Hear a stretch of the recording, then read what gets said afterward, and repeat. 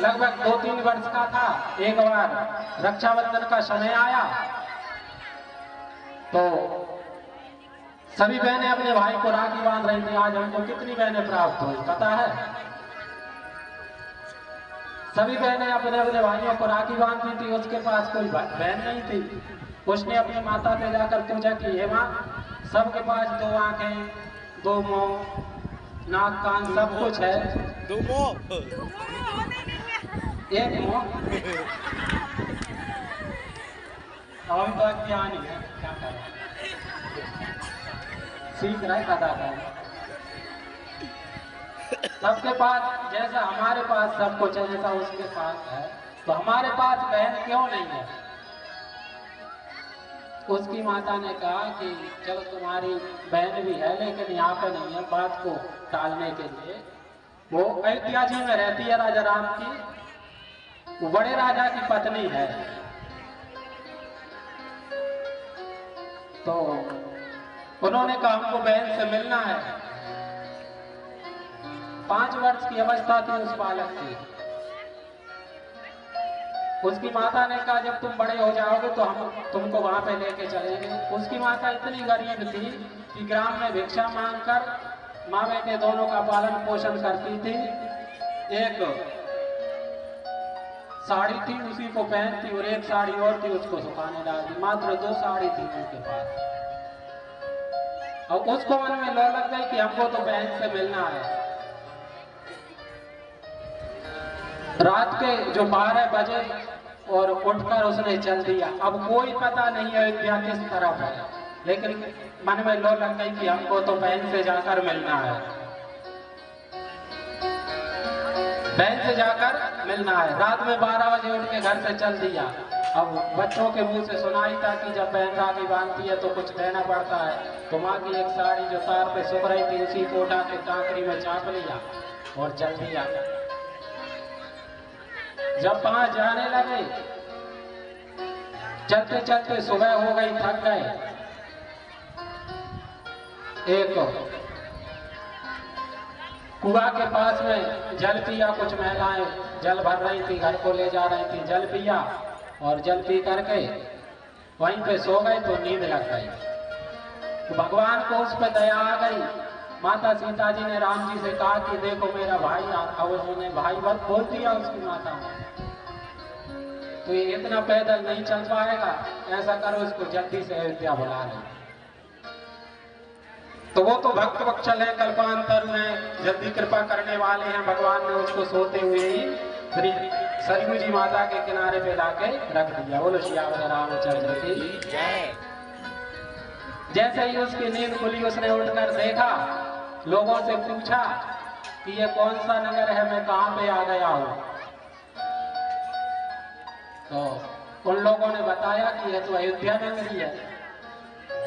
उसने पूछा यहाँ पर मेरी बहन सीता जी रहती हैं, वो कहाँ पे है। लोगों ने जो सीताराम जी के मंदिर थे वो बतला दिए कि ये मंदिर है। उसने कहा ये वाली सीता जी नहीं जो घूम बोलती हूँ, अपने जैसी है।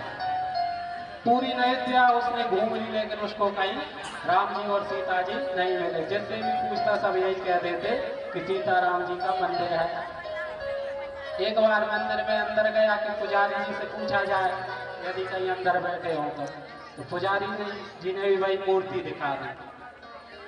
अब मैं बड़ा दुखी हो गया और मंदिर के बाहर आकर जोर जोर से रोने लगा और कहने लगा माँ सही कहती थी कि वो बड़े घर की है, राजा के यहाँ पे भी आई गई है।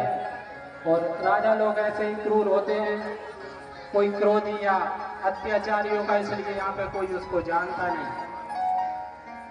वह राम जी को ऐसे मनी मन में गालियां देता हुआ वहीं पर सो गया। उसको भूख भी लगी थी,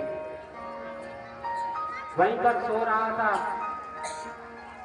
तो सोते हुए जैसे ही रात्रि का समय आया, अर्धरात्रि हुई, माता ने कहा जानकी जी ने देखो मेरा भाई आया है। जनकपुर से जिस कोई भी जाता है राम जी उसको अपने साला ही मानते हैं।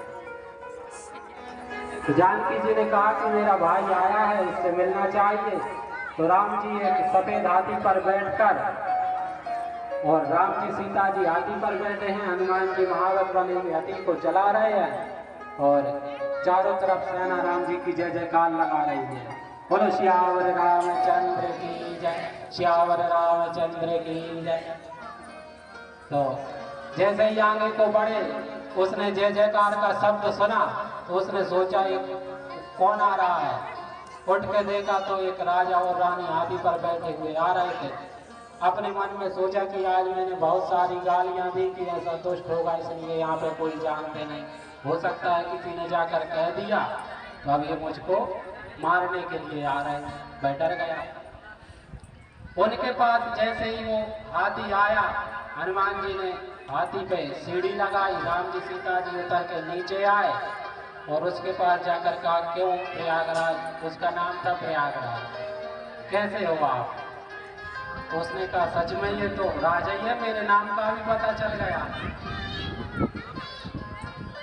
वह कहने लगा कि मैं अपनी बहन से मिलने आया था, लेकिन मुझे अब विश्वास हो गया कि यहाँ पे मेरी कोई बहन नहीं रहती।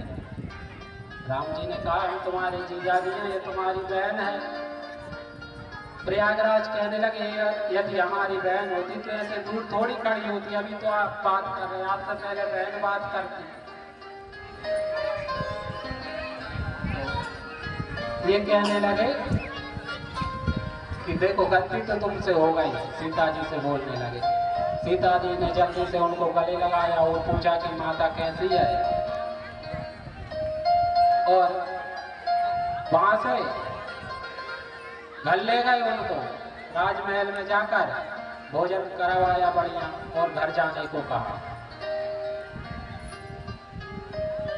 एक दिन ऐसे निकल गया, फिर दूसरा दिन आया, राम जी सीता जी रात्रि में ही छोड़ के चले गए। दूसरा दिन आया तो इन्होंने फिर अपने जिया जी को और दीदी को ढूंढना चालू किया। सरयू किनारे पहुंचे, वहां पर राम कथा चल रही थी जैसे अपने यहाँ पे चल रही है।